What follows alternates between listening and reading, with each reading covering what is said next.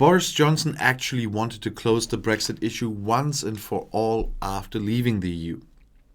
The British wanted to be partners with the Europeans in the future. But the British Prime Minister prefers to work his way through Brussels and vice versa. The swan song was solemn. They vowed to remain friends. But almost 100 days after the end of Brexit, there are good reasons to assume that a permanent and sometimes bitter rivalry is growing between the European Union and the UK. The weeks since the final break at the beginning of the year were anything but harmonious. The British government takes every opportunity to celebrate Brexit as a success, and it takes political advantage of its demarcation from the frowned-upon Club of the 27. This goes as far as petty taunts such as the refusal to grant the EU ambassador in London full recognition as a diplomat. The fact that British Prime Minister Boris Johnson called David Frost, the negotiator of the exit talks, who is known for his confrontational approach to the cabinet as top Brexit representative, also raised eyebrows. The EU, for its part, appears battered in the corona pandemic and wants to show severity in the dispute with the UK. Above all, there is an atmosphere of mistrust and mutual reproach. It was only 7 days before the UK finally left the EU internal market and the customs union that negotiators from both sides reached the Brexit trade deal on Christmas Eve, officially known as the Trade and Cooperation Agreement. The relief was great, the feared no-deal chaos averted. Nevertheless, the restart of economic relations on January 1st was a cold shower for many. Customs forms, controls, guarantees of origin, requirements for the import of food and fresh fish, permits, forms, import sales tax, a paper war that caught many traders and consumers unprepared. For January, the British Statistical Office ONS reported a 40.7 drop in exports to the EU. Imports from the EU collapsed by 28.8%. Experts are not surprised. The agreement is obviously a thin deal compared to full EU membership or more ambitious partnership models.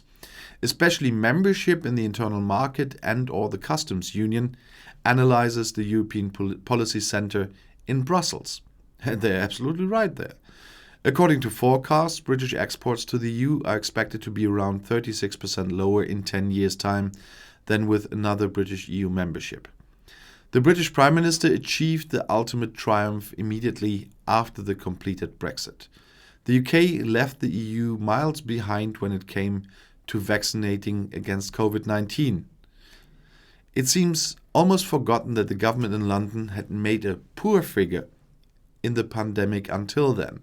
With nearly 150,000 deaths linked to COVID-19, the country is one of the hardest hit in Europe. But more than 31 million first vaccinations and low case numbers show light at the end of the tunnel. On December 27th, the EU celebrated the joint vaccination start of the 27 countries with a lot of pathos. But then there followed weeks of bickering, setbacks, and assignments of blame. Too little vaccine, too slow vaccination, unfair distribution. EU Commission Chief Ursula von der Leyen finally had to admit errors, precisely at the points that the UK had regulated differently. We were late for approval. We were too optimistic about mass production. The point went to Johnson. But von der Leyen rightly pointed out that the British vaccine miracle would have been unthinkable without vaccines from the EU. Since December 1st, more than 21 million doses have gone to the island, but vice versa, almost nothing has come from there, emphasized the EU Commission at the end of March and used this as a reason for stricter export controls. Above all, the British-Swedish manufacturer AstraZeneca is in its sights. The company has unilaterally drastically cut its pledges to the EU, from originally 300 million vaccine doses to just 100 million in the first half of the year, but is apparently delivering smoothly to the UK. Our contract trumps them, said British Health Secretary Matt Hancock recently. Now the announcement came from Brussels. AstraZeneca should no longer export until the EU contracts have been fulfilled. Immediately angry reactions from London, whose vaccination campaign has already been slowed down by an export ban from India. The EU and the UK are now negotiating a longer-term cooperation on vaccination. The result is still open as it can be. The vaccine hysteria in the EU was also the background to a political disaster at the end of January. As parts of the vaccine export requirements, the EU Commission was temporarily considering monitoring the export of vaccines from the EU state Ireland to Northern Ireland in the UK. She took it back within hours, but the damage was done. The border between the two parts of Ireland is a very sensitive issue. For years during the exit talks, Brussels had campaigned for everything to say the same despite Brexit in order to preserve peace in the former Civil War region. Now the Commission seemed to be throwing these principles overboard at the earliest opportunity. That's how it seemed. But I have to make, once again, when we are at this topic, I have to make clear, because a lot of Brexiteers are still spreading this nonsense. Article 16 was considered, but Article 16 has never been triggered. And you can try to spread this lie as much as you want. That's why I'm repeating this for my reasonable viewers who try to find facts and not fiction. Article 16 has never been triggered, and you won't change this by repeating that nonsense over and over again. The British government used this as an excuse to tear apart and partially suspend the so-called Northern Ireland Protocol in the EU exit treaty, which the six provinces de facto slams into the EU's trading area. Brussels filed a lawsuit.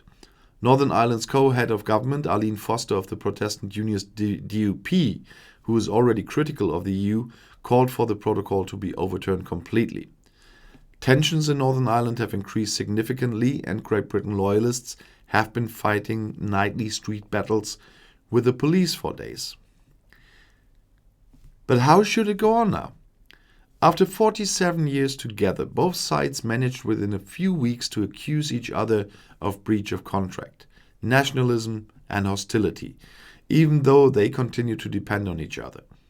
The trade pact has not yet been ratified by the EU. It's only being applied temporarily due to the last-minute agreement. And the European Parliament is now linking its approval to a settlement of the Northern Ireland dispute. How serious the threat is remains open, but it does not speak for a good mood. EU access for British financial services is also still unclear. For its part, the EU is dependent on raw materials from British factories for the vaccine. An ice age is actually not an option, but there's no end to the nagging in sight either. Britain's relations with Europe are likely to remain bumpy until the days of the sovereignty fetishists of Brexit are numbered, said former British MEP Andrew Duff. I only can agree there. But their time will be over at some point. Duff dates this sometime after the British election in 2024. And to be honest, I can only hope that he is right. Because this is, well, he calls it fetishism. I call it just a cult. Even the hardest cultists someday have to see the light. But they haven't now, and I don't see that to happen in the near future. So if he thinks it could be that early, it would be a wonderful thing, but I don't see that. And if you want to stay informed, please subscribe to my channel. Auf Wiedersehen.